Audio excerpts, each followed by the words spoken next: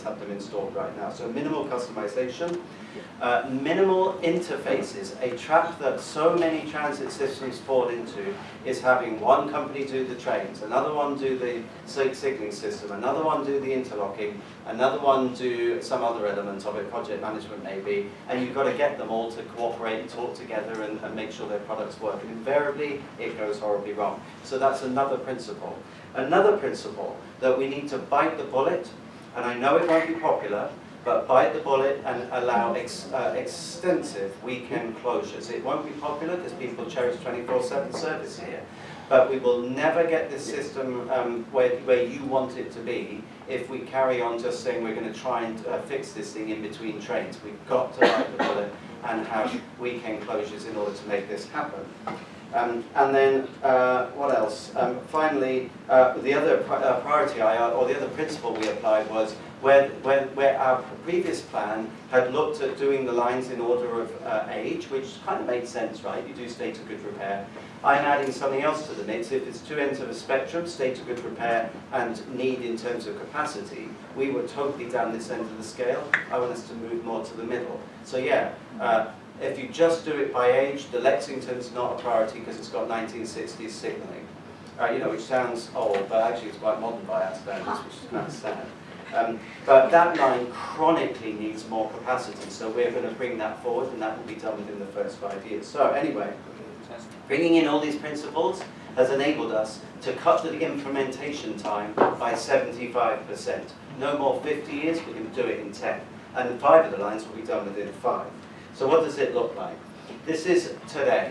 So what you can see there is today we have the L line, the Canarsie line, which is already operating on CBTC.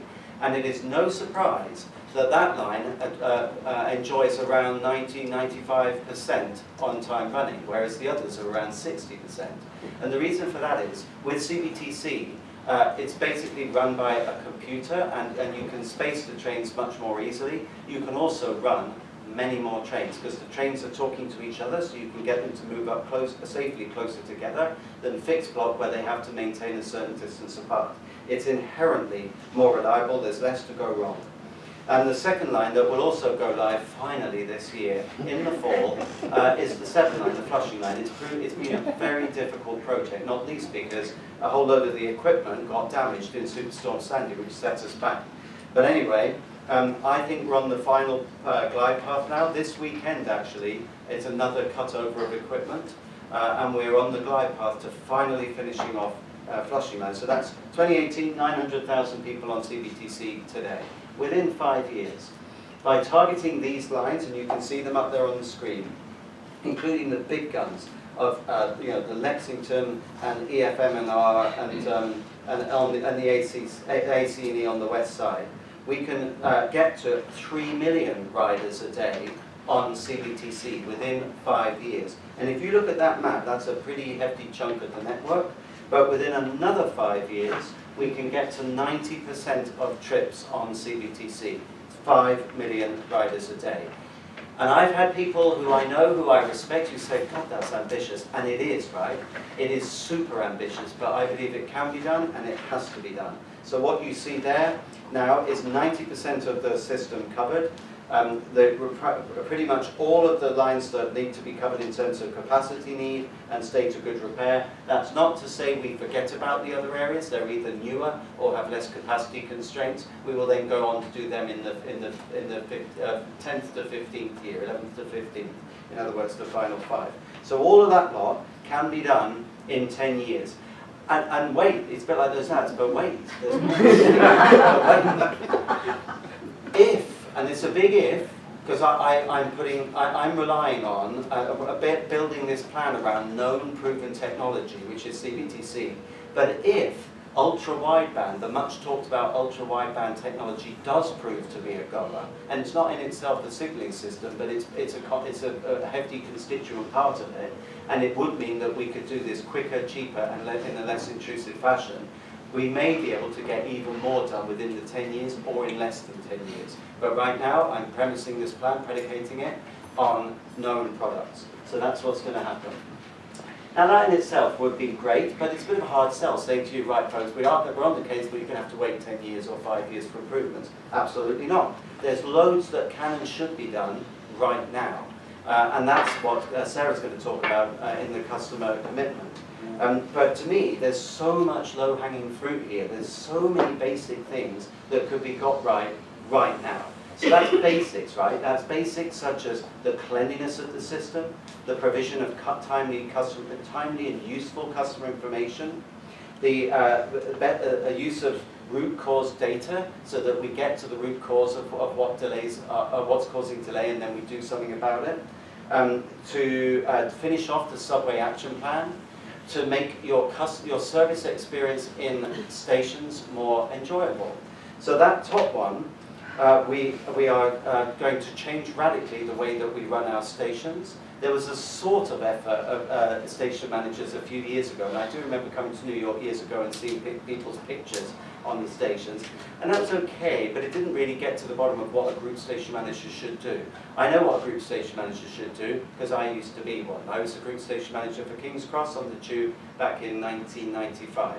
And what that job is, the joy of that job is that you're accountable for everything. You can get stuff done because you're the boss of that group of stations. So you are pretty powerful. You get stuff done. You can call on other areas of the system and other departments to fix things and to get things done. That's the absolute joy of the job.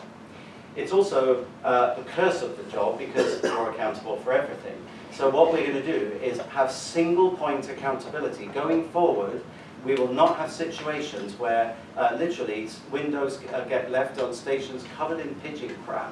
Forgive my language, but it happens. 225th Street, I went there, through there, and I took a photo of this. It was disgusting. The windows were covered. And the station agent saw me taking a picture of it because I flicked it to my team that night and said, can you please get this cleaned up and put spikes in and stop it happening again. And the station agent said to me, I'm so glad that you're doing that, Mr. Blyford. We've been trying for months to get the windows clean. That's ridiculous. But it's because everyone does that, right? Yeah. Everyone does, well, it's janitors. No, it's not. It's maintenance away. No, it's not. It's infrastructures. No, it's not. It's someone else. In the future, it's hello GSM. How come I've just been through your station and the windows are covered in mud? I guarantee once we've got these GSMs in place, which will be from next month, we've recruited, there's 22 of them, we've recruited 20 of them, some from outside, some from inside. You'll begin to see the improvements. They have a management structure underneath them. Their mandate is to deliver world-class customer service on the one hand, and so they have a team of customer service staff working for them, the station agents and the wayfinders, but equally they each get assigned a group of maintenance personnel and janitors so that they keep the place looking way cleaner, and things like keep an eye on the elevators to make sure that they're working. Thank you. So there's huge amounts going to happen on stations, so it's all about what I call quick wins. Let's go to buses. A lot of this you've already heard because buses, I made a point of on my first day saying it's not all about the subway because people think that, everyone's talking about the subway, right? What about the buses? We carry 2.3 million people a day on the bus network. So what we're going to do with the buses is rather than just stand there wringing our hands, oh it's terrible, the ridership's going down, woe is me. Well, you need to understand why is ridership going down? Because the buses are hopelessly caught in traffic. They can't levitate. People say it's ridiculous. Why was my bus late? Well, it's kind of obvious because it's stuck in a massive traffic jam. So we're going to do something about that with DOT and with NYPD. The bus action plan is comprehensive. It envisages taking an all-out blitz on existing bus lanes to clear them. It envisages more bus lanes, so we need to make the case and we're going to add more bus lanes. Traffic signal priority measures, so whereby you have the equipment fitted to the traffic intersection on the traffic lights and on the buses to enable the bus automatically to either maintain a green or to turn a red to green earlier in the cycle. We're going to speed up boarding because with the introduction of smart card, and there's been a big debate about this, to me it was a complete no-brainer, it was one of the first decisions I made, was with smart card, as soon as we get smart card, the new way to pay, we're going to put readers on the back door and we'll allow all-door boarding. And that at a stroke will speed up boarding and dwell times at bus stops. More work on the reliability of the fleet, And we're also going to make our fleet more environmentally friendly. We're going to push on to get to an all-electric fleet by 2035, 2040 at the absolute latest, earlier if we can achieve it. But that top point is, I think, really exciting. In addition to what we've already done, which is imminently about to go live, which is the redesign of the express network in Staten Island, all 5 boroughs will be redesigned to give you bus routes that go where you want them to, and thereby to make our buses a more attractive proposition. Accessibility, the third of the 4. I've already talked about that top point. No more than 2 stops to an accessible station within 5 years. But again, it's not all about waiting 5 years. We're making Accessoride better because we're already launching into the arcane rules that sometimes govern Accessoride. We're already trialing the e-hail app, which has proven very popular. We heard all about that at the board yesterday. I've appointed an accessibility advisor, a first for the NTA, a guy called Alex Elagudin, who is himself a wheelchair user. He's an advocate, and his job, again, reporting to me on my exec to show how important this is to advocate for customers with accessibility issues. And one of the jobs will be immediately to drive up the availability of existing elevators and to get way better at telling you when they're not working. The fourth of the 4, which is the one I talked about, probably people hadn't expected to hear. This is about our employees. I have to say, I have been so impressed already with the caliber of NYCT staff.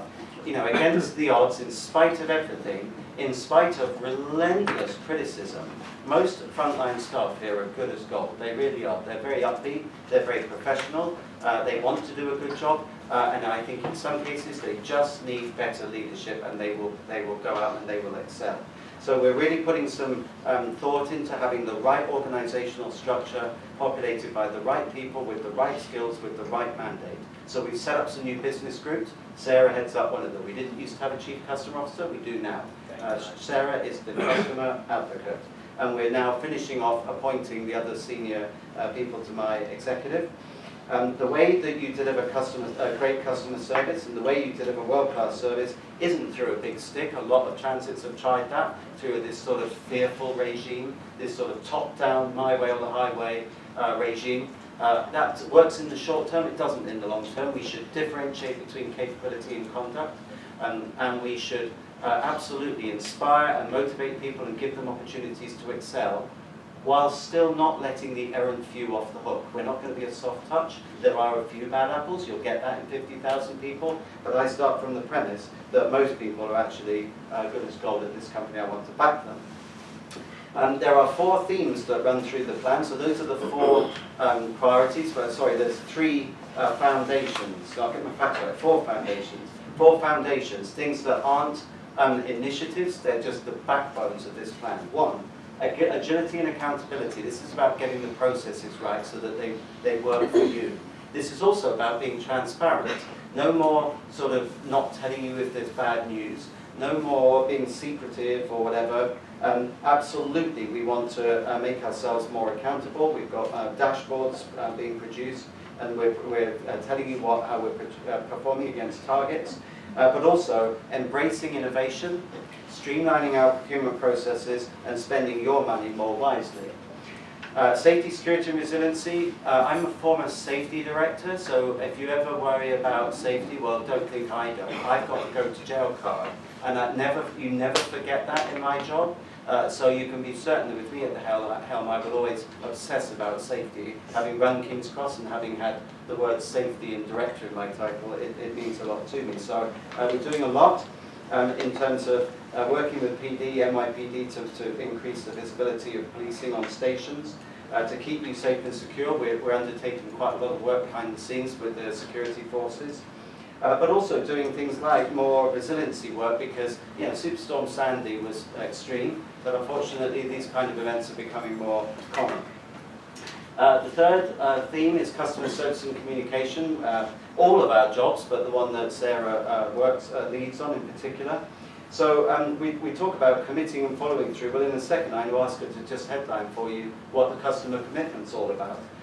But absolutely, we're pushing on with enhancing our customer service training, changing the way we recruit people in the first place to get people who are inherently customer focused. And also, I wanted us to be good neighbours and to engage with community groups. The GSMs will do that as well, the group station managers, but to spend time getting to know local officials and local neighbourhood groups and bodies like your own, so that we really are seen as a role model for how we communicate and how we engage with you.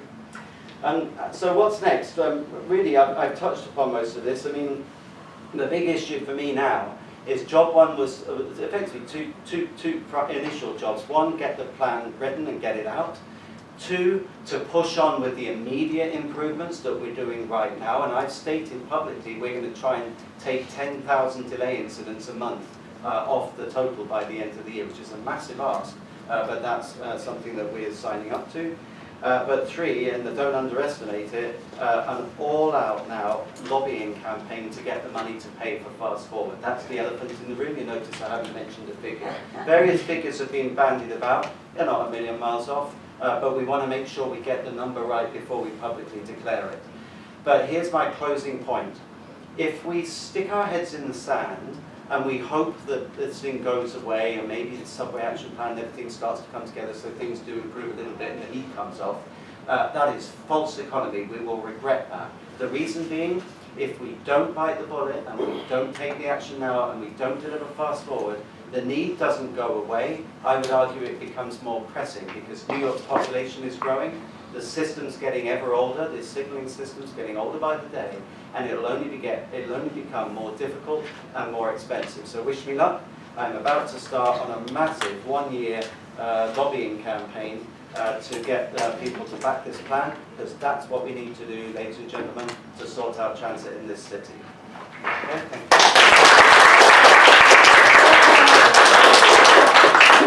So I thought I might ask Sarah to step up now, and then we'll be very happy between us to take your questions.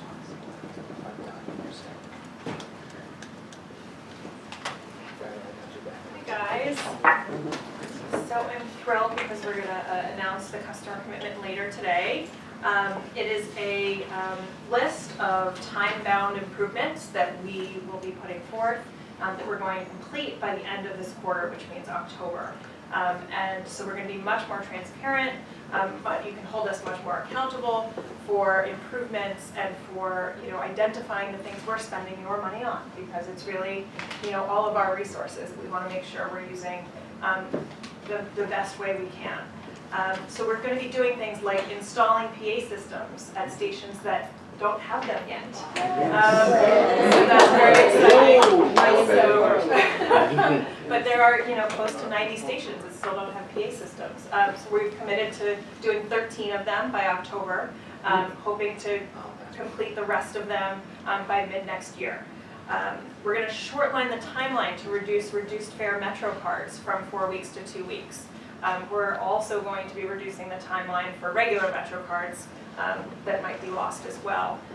We're installing 100 next bus signs. I know that was a little in Andy's presentation, but signs that tell you about subway delays on buses, so you know if you should stay on the bus or keep going on the bus. Same with detours. And recently we had a pretty big steam pipe explosion. It would have been great to be able to broadcast that news on our bus network. So putting together that signage infrastructure to make sure that we get you guys the information you need to make the best decisions you can make for your travel. We are reducing call center waiting times by 25%. So I know that is a big pain point of mine. I'm also looking at upgrading that entire software that dictates that call center. I don't know if you guys have called it. It's very frustrating. I get that. We're working on it. We are deep cleaning stations, 15 of them in fact, by October, using power washers and other really tile cleaning solutions that might get some of that dirt and grime off the station. We're installing 4 miles of continuous welded rail as part of the subway action plan. So you can hold us accountable by getting that done in October. That's going to create a much smoother and more reliable ride. We're also deploying the first of the high-powered vacuum trains to prevent track fires and help those clogged drains that have cause water to pool on the tracks, which then cause signal problems, which then cause more signal problems. So you get the gist. When we go to the buses, we're working with NYPD to target bus lane enforcement at 11 traffic hotspots. So working with them intersection by intersection, trying to get them to focus on what we think is really causing slowdowns. We're testing a new sliding door on buses that will actually not require pushing. It will automatically open. I don't know if it'll work yet. It's a pilot, so we'll let you know how that goes in October. We are increasing capacity on the BX6 select bus service, converting the full fleet to articulated buses. We're increasing off-peak frequency on the Q6, Q22, and Q69 routes, as we announced on Monday during the board meeting. In terms of accessibility, we are starting construction at 5 stations to make them ADA accessible. We're finishing the design on 3 stations, so hopefully by October I can then announce that those 3 will be going into construction. We are also completing that accessibility study that Andy mentioned earlier. We are publishing an accessibility guide. We actually don't have one for the system, so that will hopefully be in all of your hands in the next 2 weeks or so. That will train both our staff and our customers on how to use the system.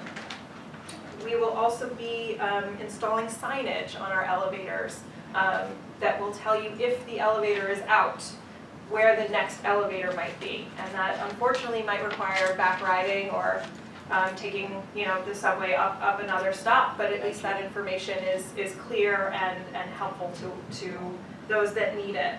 We're also finishing a pilot of a first-of-its-kind bus with the low entry vestibule for wheelchair users. It also has an automated ramp, and that's being piloted now, and we'll let you guys know the results of that again in October at our transit committee meeting. So that's just like half of what's on this list, which is great news. We're really moving quickly, and this should be on our website later today, so you can take a look at the entire list. And we want your ideas also, because the next quarter is coming really soon.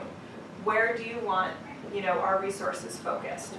What do you consider as high priorities? Those small fixes that would make incredible strides to improving your journey and your journey time.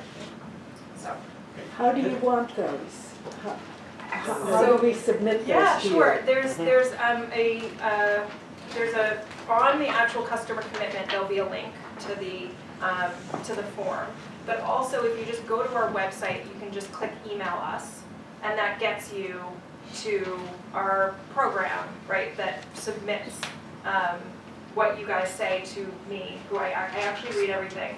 So please send it, and you'll also get a response from us as well. But I'll make sure you get an actual link. I'm not sure what the link is. Should we be sending you all of the complaints and problems that we get from our constituents? Because a lot of them will come directly to us, or should we tell them to send them directly to you, or both? I think, it depends on the situation, right? If you feel motivated that you want to, advocate on behalf of the person, you can send it our way. But we also have, this full section of our website dedicated to not just complaints, but commendations of our staff that you could ask them to fill out, and we'll get back to you shortly. And if I might just add to that, the bottom line is, at the end of the day, Sarah is but one person, so she can't possibly receive and deal with all the complaints of ultimately 8 million riders a day. So we do need to have some sort of discipline about this. But that's why we're strengthening our customer service centre to enable people to have a much more dynamic question and answer or feedback mechanism. I know people want to go to questions. Just let me make one more point. The reason that we're doing, people might say, what's this customer commitment about? It's, we know, absolutely, and we're going to deal with it in the press release, that job one is to get you from A to B safely, quickly, and reliably. Of course we get that, that's the job. But what we're saying is, in parallel, at the same time, there's a whole bunch of other things that we can do in complementary, at the same time, contemporaneously. We can do right now to improve other aspects of your journey. In the program we do have tackling restrooms, do we not? We've got that in there. Restrooms, and we're specific about it. 86 streets on the 4, 5 and 6 and 42 Street, Bryant Park. Progressively, we're going to overhaul the restrooms and do them properly, right? And the reason that we're making this public commitment is that in the past, the MTA has been accused of being a bit of a sort of secretive drawbridge up, siege mentality plays maybe unfairly. What we're saying is newfound confidence to publicly say you can hold us to account because it's time bound, it's only for 1 quarter, so that's 12 weeks. And at the end of that quarter, whether we meet the target or whether we don't, we're going to tell you. It'll be publicly available at the board, so it'll either be a tick or it'll be a cross, and I don't want to see any crosses. So we're going to go all out, and this will be relentless from now on. All right. We're going to take questions of members first. Trudy, then Chris, then Bert. Okay, well, both of you. And I'm going to have to put a time limit on these Yeah, questions. and I am just going to say that both of you received Andrew's letter about my experience, which puts together so many problems that came up with that whole horrible experience on the F train and everything, no information. But let me emphasize, and maybe because I was here a long time ago doing what you're doing now, and my heart is with you, as well as if I can use some of my brain also. But the big problem, as I see it, is communication with our customers. That's why I just asked that question. Because they know me, they know some of us from the different boroughs and from being here for so long, Andrew especially, that they will come to us screaming and yelling and saying, you know, it's terrible.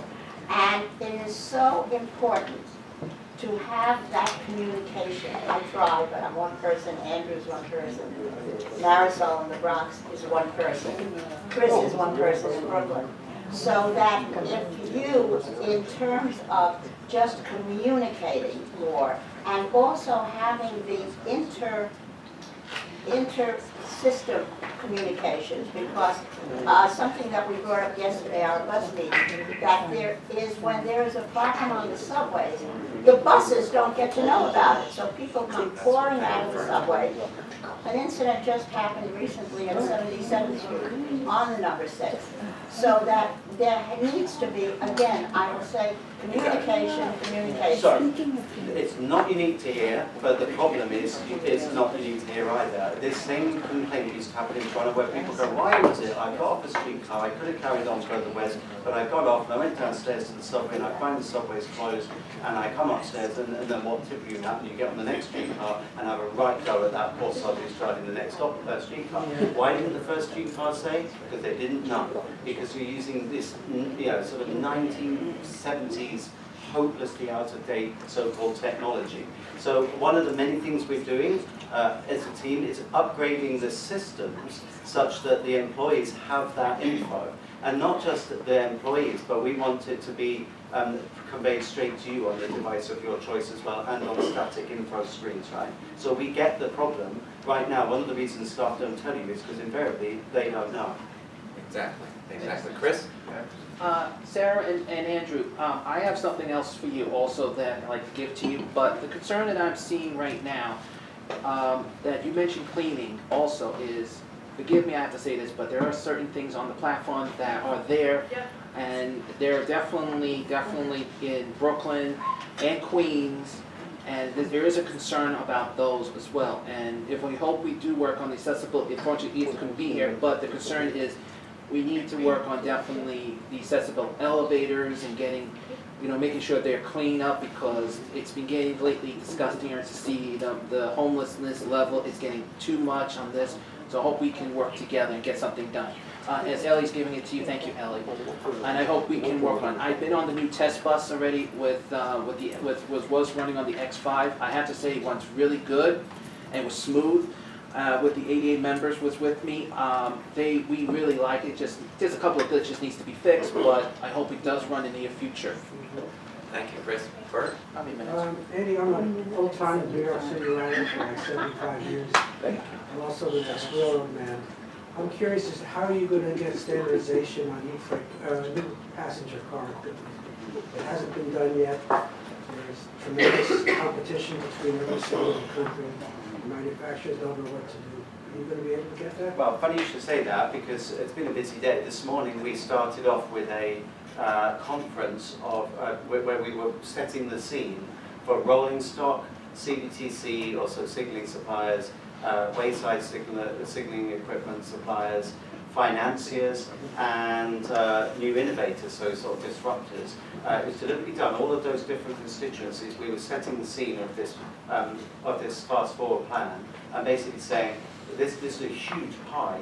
Do you want a bit of it? Because if you do, here are the opportunities. But one of the points we made was there are some things that you can have leeway on and you can innovate in and that you can do differently, but there's some things where we really want to standardize. So going forward, to my earlier point about taking complexity out of the way we do things, we've said that going forward we're going to stop buying trains, because we have been until now, that are CBTC enabled.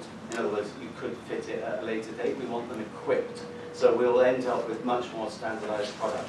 And I'd like to see much more standardized products on the buses actually, so that then mechanics, and for that matter with elevators, mechanics and for switches, mechanics know exactly what they're dealing with. They don't have to think, well, hang on, what type of equipment am I dealing with? So it won't be easy, but we set that scene out just this morning actually. And more bidders mean lower prices generally. Sharon? I've been on E-train cars with as many as 8 people stretched out asleep. How are you addressing the homeless problem? So let me say first up that this is not an MTA problem, this is a societal challenge. And it's, it's, at the end of the day, it's not like we're inviting people in, but the E-line particularly is an attractive proposition because it runs underground the whole way, and people can sort of lie down and not generally get affected. I have real sympathy for the people, but quite often what you see going on is completely unacceptable. People lying along the seats, fouling the trains. You see these people who hoard things and then walk off and leave all that stuff lying around, which I think is unacceptable. It's a security risk, it's a health risk, and it is a fire risk actually. All these mountains of stuff. It's probably just newspapers. So what are we doing? We're working with the police department and with the city, because again it is a societal issue. The police department to put a stop to certain extreme behaviours, but then with the city to come up with more viable, humane, decent alternatives, so that then morally you can say, no, you can't stay on here because there is somewhere else to go. If there isn't somewhere else to go, it's very hard to enforce actually, particularly in the winter. But I get it. It's a real problem, and it won't be fixed quickly. But we're gonna really have a go at it. We are working with the Transit Bureau, the NYPD Transit Bureau, to do more checks and help us more at terminals. Right? It's very hard to move people while the train is moving, and you don't want to stop the train to then wait for NYPD, which then causes a lot of backups. But at the terminals, we can have a lot more impact. So we have a working group with the NYPD right now to try and get more presence and more of their help at the terminals. Marisol? Good afternoon, sir. Nice to see you again. How much input from this body as far as some of the stations that need repairs? There's been several reports that this body has created regarding stations that really need help. I keep thinking of the terminal stop on the D line in the Bronx. 205th Street.